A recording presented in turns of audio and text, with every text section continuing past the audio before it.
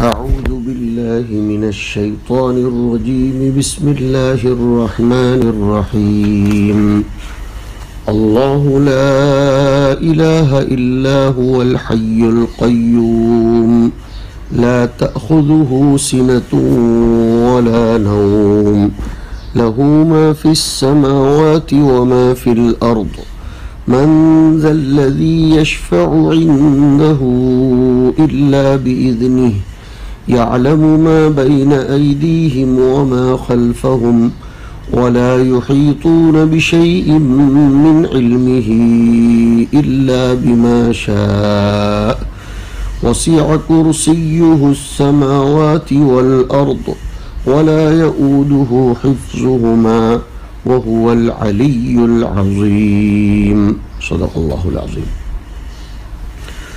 اللہ رب العزت ارشاد فرماتے ہیں کہ اللہ تعالی ایسے ہیں کہ ان کے سوا کوئی عبادت کے قابل نہیں، ہمیشہ زندہ ہیں، سب کو سنبھالنے والے ہیں۔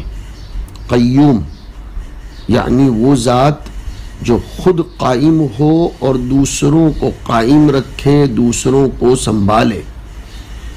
آگے ہے اور اللہ کو نہ اونگھ پکڑ سکتی ہے اور نہ نیند، اس لیے کہ جب انسان کو نیند آنے لگتی ہے شروع میں اس کے جو آثار ظاہر ہوتے ہیں اس کو عربی میں سینتن اور اردو میں اونگھ کہتے ہیں، اور ایسی نیند یا اونگ سے غفلت آنے لگتی ہے لیکن سمجھ اور احساس باقی رہتا ہے۔ پھر جب مکمل غفلت آ جائے، شعور اور احساس بھی باقی نہ رہے، تو اس کو عربی میں نوم اور اردو میں نیند کہتے ہیں۔ یہ ہے لا تأخذہ سنۃ ولا نوم۔ آگے آسمانوں اور زمینوں میں جو کچھ ہے وہ اللہ تعالیٰ کی مالکی میں ہے۔ ایسا کون ہے جو ان کے پاس یعنی اللہ تعالیٰ کے پاس ان کی اجازت کے بغیر کسی کی سفارش کر سکے؟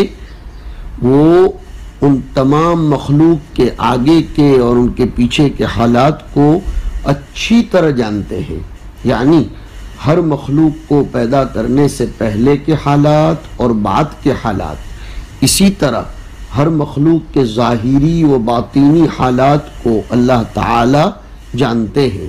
تو ما بین ایدیہم، اس کے تین مطلب ہوئے، ان کے آگے کے حالات، وما خلفہم، ان کے پیچھے کے حالات۔ نمبر 2، ما بین ایدیہم، پیدا کرنے سے پہلے کے حالات، وما خلفہم، بعد کے حالات۔ نمبر 3 ترجمہ، ما بین ایدیہم، ہر مخلوق کے ظاہری حالات، وما خلفہم، ہر مخلوق کے باطینی حالات۔ آگے اور وہ ساری کی ساری مخلوق اللہ کے علم کی کوئی بات اپنے علم کے احاطے میں نہیں لا سکتے مگر ہاں جتنا وہ خود یعنی اللہ تعالی چاہتے ہوں، یعنی بندے اتنی ہی بات اللہ کے علم کی جان سکتے ہیں جتنی اللہ تعالیٰ کو منظور ہو۔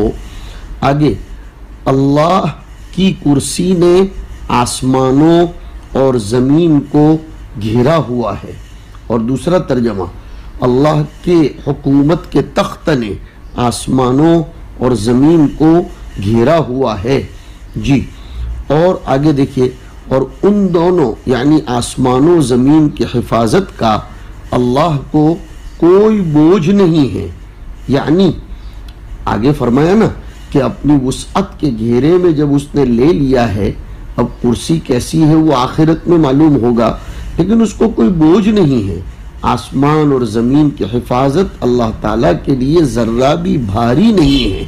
یہ ہے ولا یعودہ حفظہما کا مطلب۔ اور ایک مطلب، اللہ تعالیٰ کے لیے ذرا بھی مشکل نہیں ہے، بوجھ نہیں ہے یعنی مشکل نہیں ہے۔ اور وہ یعنی اللہ تعالیٰ اونچے مقام والے ہیں، بڑی عظمت والے ہیں، بڑی عظمت والے ہیں، اونچے مقام والے ہیں۔ وہو العلی، اونچے مقام والے، اور العظیم، بڑی عظمت والے ہیں۔ یہ جو ہم نے آیت پڑھی اسے آیت الکرسی کے نام سے ہم موسوم کرتے ہیں، جانتے ہیں، اور اس کے بڑے فضائل وارد ہوئے ہیں۔ حدیث شریف میں جناب نبی کریم صلی اللہ علیہ وسلم فرماتے ہیں کہ قرآن کریم کی سب سے کیفیت کے اعتبار سے عظیم آیت الکرسی ہے۔ جو اس کو پڑھ لیتا ہے اللہ تعالیٰ ایک فرشتے کو مقرر فرماتے ہیں جو اس کی نیکیاں لکھتا رہتا ہے، اس کے گناہوں کو دوسرے دن اس گھڑی تک معاف کرتا رہتا ہے جس گھڑی میں آج اس نے آیت الکرسی کو پڑھا ہو۔ اصل میں اس کی وجہ یہ ہے طلبہ عزیز اور سامعین کہ اس آیت میں اللہ تعالیٰ کی توحید ذاتی، توحید صفاتی، توحید الوہیت، ربوبیت اور اسماء و صفات سب کو شامل کر لیا ہے۔ جناب نبی کریم صلی اللہ علیہ وسلم اس آیت کی تفسیر میں اور بھی ایک جگہ ارشاد فرماتے ہیں، یہ آیت جس گھر میں بھی پڑھی جاتی ہے شیاطین اس گھر کو 30 دن کے لیے چھوڑ دیتے ہیں، اس میں کوئی جادوگر یا جادوگرنی 40 راتوں تک داخل نہیں ہو سکتی۔ حضور نے حضرت علی کو اہتمام سے فرمایا کہ اپنی اولاد کو، اپنے گھر کے لوگوں کو، اپنے پڑوسیوں کو یہ آیت سکھاؤ، اس لیے کہ اس سے زیادہ عظیم آیت نازل نہیں ہوئی۔ حضور اکرم صلی اللہ علیہ وسلم نے ایک حدیث شریف میں یہ بھی ارشاد فرمایا کہ جو شخص ہر فرض نماز کے بعد آیت الکرسی پڑھنے کا اہتمام اور پابندی کرتا ہے تو جنت میں داخلے کے لیے سوائے موت کے اس کو کوئی نہیں روک سکتا۔ اور حضور یہ بھی فرماتے ہیں اس کی پابندی صدیق، عابد ایسے لوگ ہی کریں گے۔ اور ایک روایت میں فرمایا جو شخص بستر پر لیٹتے وقت اس آیت کو پڑھ لے تو اللہ تعالیٰ اس کی، اس کے پڑوسیوں کی اور اس کے پڑوسیوں کے پڑوسیوں کی اور اس کے اطراف و جوانب کے سارے لوگوں کی حفاظت کرتے ہیں، ان کو امن اور اطمینان، سکون نصیب فرماتے ہیں۔ اس آیت کریمہ کی اور بھی بہت سی فضیلتیں آتی ہیں۔ حدیث شریف میں اس کے سلسلے میں بڑے فضائل وارد ہوئے ہیں۔ آیت الکرسی میں جیسے میں نے ذکر کیا کہ توحید ذاتی و صفاتی کا ذکر ہے۔ کمالات وجودیہ میں اولین کمال حیات ہے، اس لیے فرمایا الحی القیوم، اور یہ الحی القیوم اللہ تعالیٰ کا اسم اعظم ہے۔ اس کے طفیل جو بھی دعا کی جاتی ہے وہ قبول ہوتی ہے۔ اور یہ الحی القیوم والا نام 3 جگہوں پر آیا ہے، سورہ بقرہ میں جیسے ابھی ہمارے سامنے ہے، سورہ آل عمران میں اور سورہ طٰہٰ میں۔ الحی کے لفظ سے اللہ کا واجب الوجود ہونا اور قیوم سے اس کا واہب الوجود ہونا ثابت ہو رہا ہے۔ حیٌ تو ہم بھی ہیں، چنانچہ وہ فرماتے ہیں یخرج الحی من المیت، یا جنازے کی دعا میں پڑھتے ہیں اللہم اغفر لحینا و میتنا، لیکن ہم آخذ الوجود ہیں اور وہ واہب الوجود ہیں، یا ہماری حیات عطائی ہے اور ان کی حیات ذاتی ہے، یا ہماری حیات وقتی ہے اور ان کی حیات دائمی اور صفت قدم سے متصف ہے۔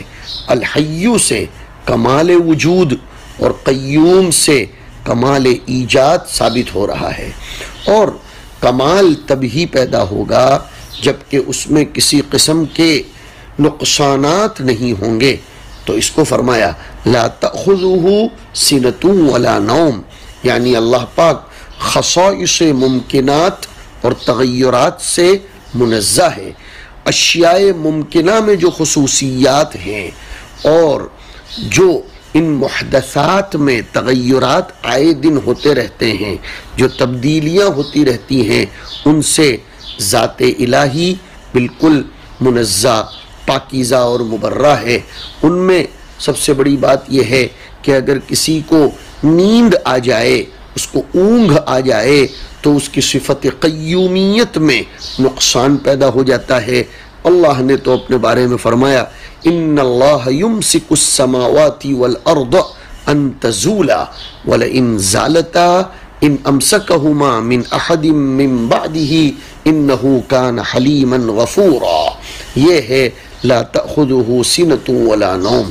اس کو معمولی سی اونگ اور نیند بھی نہیں آتی کہ جائے کہ اس کو موت طاری ہوتی ہو. اور آگے حق تعالی شانہ اپنی زبردست قوت و طاقت کو بیان فرماتے ہیں کہ من ذا الذی یشفع عندہ الا باذنہ.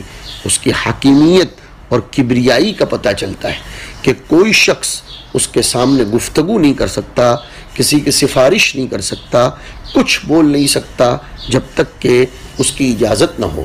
ولا یشفعون الا لمن ارتضی وهم من خشیتہ مشفقون.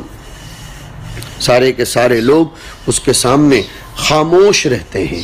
الا بما شاء. اس سے پتہ چلا کہ من ذا الذی یشفع عندہ الا باذنہ. آگے جو آیا نا کہ ولا یحیطون بشیء من علمہ الا بما شاء. وجود کی طرح علم بھی عطیہ خداوندی ہے، اس لیے کہ وہ جتنا چاہتے ہیں اتنا ہی علم دیتے ہیں. جی ہاں، ولا یحیطون بشیء من علمہ الا بما شاء. اللہ جتنا علم دینا چاہے اتنا ہی دیتے ہیں. پتہ چلا علم موہبت ربانیہ، عطیہ خداوندی ہے. اسے اپنی ذاتی ملکت سمجھ کر جبروت میں، تکبر میں مبتلا ہونے کی اور بڑی بڑی ڈینگیں مارنے کی کوئی ضرورت نہیں ہے. ولا یؤودہ حفظہما.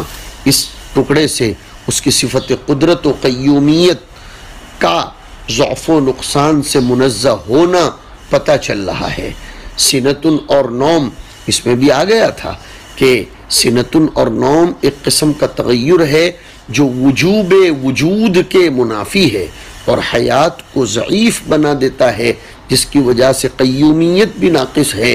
لیکن یہاں فرمایا کہ آسمانوں اور زمینوں کا اٹھانا اور ان پر اپنا قبضہ چلانا اور ان پر نگرانی کرنا، یہ اس کی صفت قدرت و قیومیت میں اتنا زبردست ہے کہ کسی بھی طرح اس کے لیے مشکل نہیں ہے.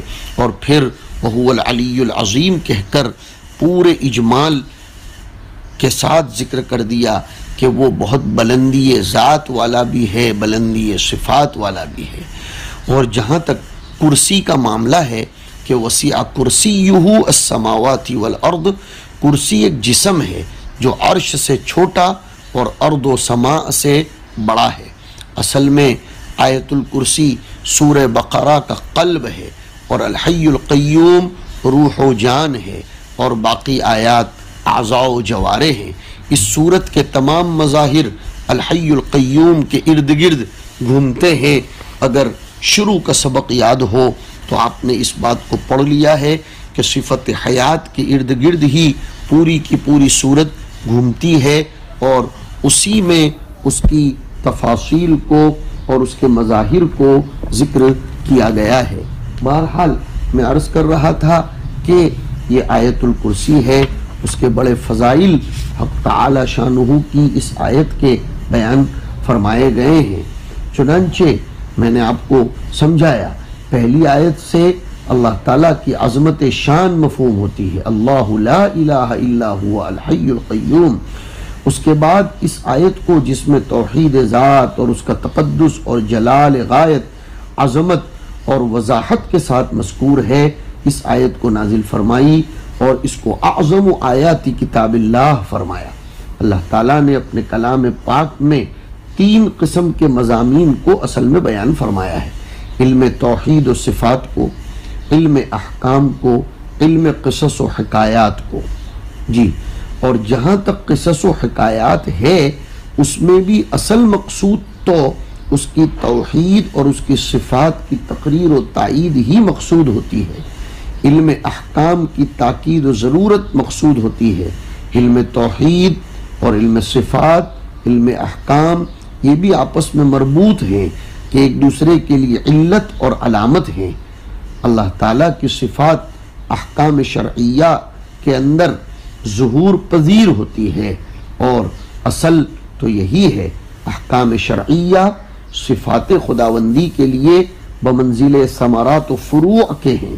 تو اب اس سے تو ظاہر ہو گیا کہ علم قصص، علم توحید اور علم صفات سے ضروری علم اور اس سے آگاہ ہونا یہ انسان کے لیے ضروری ہے۔ اور حضرت ابی بن کعب رضی اللہ تعالیٰ عنہ فرماتے ہیں کہ میرے یہاں کھجور کی ایک بوری تھی، میں نے دیکھا کہ اس میں سے کھجوریں روزانہ گھٹ رہی ہیں۔ ایک رات میں جاگتا رہا، اس کی نگہبانی کرتا رہا، میں نے دیکھا ایک جانور جوان لڑکے جیسا آیا، میں نے اسے سلام کیا، اس نے میرے سلام کا جواب دیا۔ میں نے کہا تو انسان ہے یا جنات؟ اس نے کہا میں جنات ہوں۔ میں نے کہا ذرا اپنا ہاتھ تو دے۔ اس نے ہاتھ آگے بڑھایا، میں نے اپنے ہاتھ میں لیا تو کتے جیسا ہاتھ تھا اور اس پر کتے جیسے بال بھی تھے۔ میں نے کہا کیا جنوں کی پیدائش ایسی ہے؟ اس نے کہا تمام جناتوں میں سب سے زیادہ طاقتور میں ہی ہوں۔ میں نے کہا بھلا تم میری چیز چرانے پر تجھے ہمت کیسے ہو گئی؟ اس نے کہا مجھے معلوم ہے کہ تو صدقے کو پسند کرتا ہے، اس لیے ہم نہیں چاہتے کہ تیرے صدقے میں تسلسل رہے، اس لیے ہم تیری اس بوری میں سے چوری کرتے رہتے ہیں۔ تو ہم نے کہا پھر ہم کیوں محروم رہیں؟ میں نے کہا تمہارے شر سے بچانے والی کون سی چیز ہے؟ تو اس جنات نے خود بتایا کہ آیت الکرسی۔ صبح کو جب میں حضور کے یہاں حاضر ہوا تو میں نے یہ واقعہ بیان کیا۔ حضور نے فرمایا ہے تو خبیث لیکن بات اس نے سچ کہی ہے۔ یہ ابو یعلا نے اپنی مسند میں نقل فرمایا ہے۔ مہاجرین کے پاس حضور تشریف لے گئے تو ایک شخص نے کہا حضور قرآن کی کون سی آیت بہت بڑی ہے؟ آپ نے آیت الکرسی پڑھ کر سنائی۔ یہ طبرانی شریف کی روایت میں ہے۔ حضور اکرم صلی اللہ علیہ وسلم نے ایک مرتبہ صحابہ میں سے ایک صحابی سے دریافت فرمایا کیا تم نے نکاح کر لیا؟ اس نے کہا میرے پاس تو کچھ بھی نہیں ہے، اس لیے نکاح کیسے کروں؟ حضور نے فرمایا قل هو اللہ احد بھی یاد نہیں؟ اس نے کہا وہ تو یاد ہے۔ فرمایا کہ ثلث قرآن تو یہ ہو گیا۔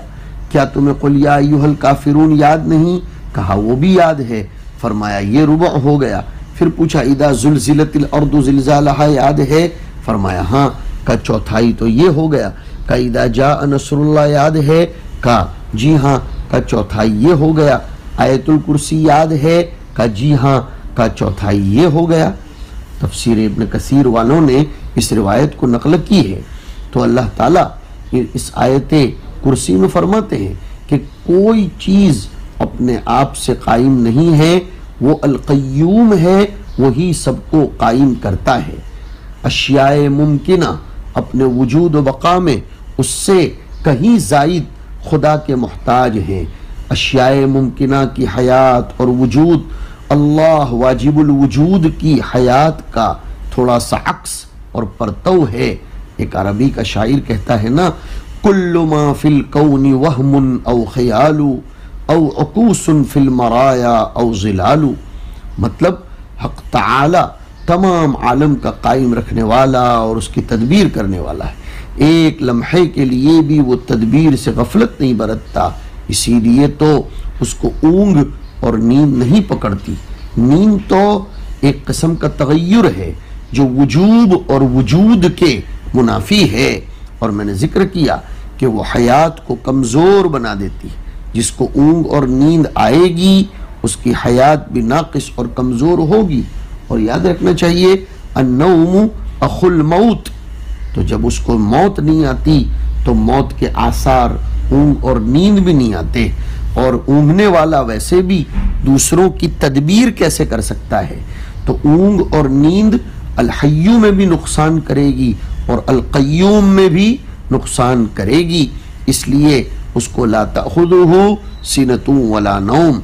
اور اس کے علم کو بھی اس میں ذکر کیا گیا ہے اس آیت میں کہ اللہ کا علم ذاتی تام اور کامل ہے، مخلوق کے سارے حالات کو اس کا علم محیط ہے۔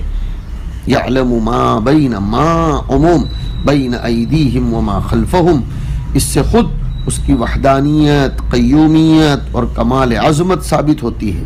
اس کے مقابلے میں عباد کا علم بہت زیادہ قلیل، ادھورا، بلکہ برائے نام ہے۔ بندہ اس کے بغیر، بندہ اس کی تعلیم کے بغیر ایک ذرے کو بھی جان نہیں سکتا، ایک ذرے کے بھی تمام احوال اور کیفیات، جہات و حیثیات کا احاطہ نہیں کر سکتا الا بما شاء۔ جی ہاں، وہ جتنا چاہتا ہے بس اتنا ہی اس کو معلوم ہوتا ہے۔ الروح من امر ربی وما اوتیتم من العلم الا قلیلا، اور اس کی کرسی کی عظمت کو بھی بتلایا ہے۔ علامہ ابن کثیر نے ابو ذر غفاری رضی اللہ تعالیٰ عنہ کی روایت نقل کی کہ انہوں نے حضور سے پوچھا کہ کرسی کیا ہے اور کیسی ہے؟ حضور نے فرمایا قسم ہے اس ذات کی جس کے قبضے میں میری جان ہے کہ ساتوں آسمانوں اور زمینوں کی مثال کرسی کے مقابلے میں ایسی ہے جیسے ایک بڑے میدان میں کوئی حلقہ انگشتری ڈال دیا جائے، اور بعض دوسری روایت میں ہے عرش کے سامنے کرسی کی مثال بھی ایسی ہی ہے جیسے ایک بڑے میدان میں انگشتری کا حلقہ۔ نسائی شریف میں حضور نے فرمایا ہے کہ جو شخص ہر نماز کے بعد، فرض نماز کے بعد آیت الکرسی پڑھے سیدھا وہ جنت میں جائے گا، موت کے سوا کوئی چیز اس کے لیے مانع نہیں بن سکتی۔ اس لیے اس آیت کو خوب احتیاط سے، پابندی سے پڑھتے رہنا چاہیے۔ اس میں اللہ تعالیٰ کی جب توحید بندہ بیان کرتا ہے اللہ کو بڑی خوشی ہوتی ہے، اس لیے کہ اس آیت میں یہ بھی تو ذکر ہے کہ وہ ساری چیزوں کا مالک ہے، ساری چیزوں کا کامل علم اور پوری قدرت اور اعلیٰ درجے کی عظمت اس کو حاصل ہے۔ کسی کو کوئی استحقاق اور مجال نہیں ہے کہ اس کے حکم کے بغیر کسی کی سفارش بھی کر سکے، اور کوئی چیز ایسی نہیں ہے کہ جس کے کرنے میں اس کو دشواری اور گرانی ہو۔ تمام چیزوں اور ساری چیزوں کی عقلوں سے وہ برتر ہے، اور ساری چیزیں اس کے مقابلے میں حقیر اور ہیچ ہیں۔ حضرت ابو ایوب انصاری رضی اللہ تعالیٰ عنہ بھی فرماتے ہیں کہ میرے خزانے میں سے جنات چرا کر لے جاتے تھے۔ میں نے حضور سے شکایت کی، حضور نے فرمایا جب تو اسے دیکھے تو کہنا بسم اللہ عجیبی رسول اللہ۔ جب وہ آیا میں نے یہی کہا، پکڑ لیا۔ اس نے کہا میں اب نہیں آؤں گا، پھر اسے چھوڑ دیا۔ حضور کی خدمت میں حاضر ہوا، حضور نے فرمایا تیرے قیدی نے کیا کیا؟ میں نے قصہ سنایا کہ اس نے وعدہ کیا کہ اب نہیں آؤں گا تو میں نے چھوڑ دیا۔ حضور نے فرمایا وہ پھر بھی آئے گا۔ میں نے اسی طرح 2-3 مرتبہ پکڑا، اقرار لے کر چھوڑ دیا۔ حضور کے سامنے جب یہ بات میں نے رکھی، حضور ہر مرتبہ فرماتے رہے کہ وہ پھر بھی آئے گا۔ آخری مرتبہ میں نے کہا اب تو میں تجھے نہیں چھوڑوں گا۔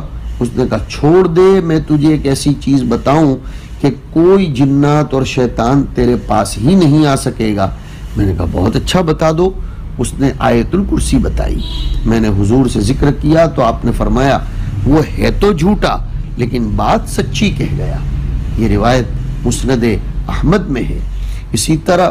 اسی طریقے سے ابن کثیر نے ایک روایت نقل کی ہے عبداللہ ابن مسعود کے حوالے سے کہ ایک انسان کی اور جنات کی ملاقات ہوئی۔ جنات نے کہا مجھ سے کشتی کرے گا، اگر مجھے گرا دے گا تو میں تجھے ایک ایسی آیت سکھاؤں گا کہ جب تو اپنے گھر جائے اور اسے پڑھ لے تو شیطان گھر میں نہیں آ سکے گا۔ کشتی ہوئی اور واقعتاً اس انسان نے جنات کو گرا دیا۔ اس شخص نے کہا کہ تو نحیف اور ڈرپوک ہے، تیرے ہاتھ تو کتے جیسے ہیں، کیا جنات ایسے ہی ہوتے ہیں؟ کیا صرف تو ایسا ہے؟ اس نے کہا میں سب میں زیادہ قوی ہوں۔ پھر کشتی ہوئی، دوسری مرتبہ بھی انسان نے گرا دیا تو جنات نے کہا کہ وہ آیت الکرسی ہے، جو شخص اپنے گھر میں جاتے ہوئے اسے پڑھ لے تو شیطان اس گھر سے گدھے کی طرح چیختا ہوا بھاگ کھڑا ہوتا ہے۔ اور یہ جناب جن کی کشتی ہو رہی تھی وہ سیدنا عمر ابن خطاب رضی اللہ تعالی عنہ تھے۔ کرسی کی اضافت اور نسبت اللہ تعالیٰ کی طرف ایسی ہے جیسے عرش اللہ، بیت اللہ کی نسبت ہے۔ بظاہر یہ کوئی خاص قسم کی تجلی ہے، اور جس طرح تجلیات کی انواع و اقسام میں ہر شے کی تجلی علیحدہ ہوتی ہے، اسی طرح کرسی اور عرش کی تجلیات علیحدہ ہو سکتی ہیں، ایک دوسرے سے ممتاز ہو سکتی ہیں۔ اور ایک قول یہ ہے کہ خدا پاک کی کرسی ہے کما یلیق بشأنہ تبارک و تعالی، اور جیسے میں نے ذکر کر دیا کہ اس میں الحی القیوم اللہ تعالیٰ کا اس میں اعظم بھی ہے۔ یہ آیت بہرحال بہت زبردست ہے۔ اللہ کی لازوالیت اور بذات خود موجود ہونے کو بھی اس آیت کریمہ میں ارشاد فرمایا گیا ہے۔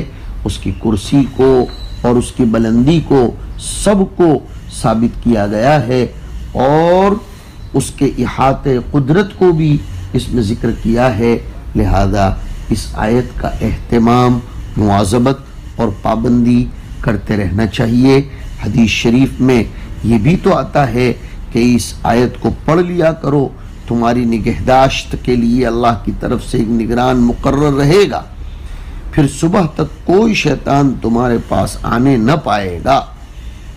اس طریقے کے واقعات بھی حدیثوں میں آیا ہے، اور اللہ رب العزت جس کو توفیق دے دے اسے ویسے بھی بار بار اس کو پڑھتے رہنا چاہیے۔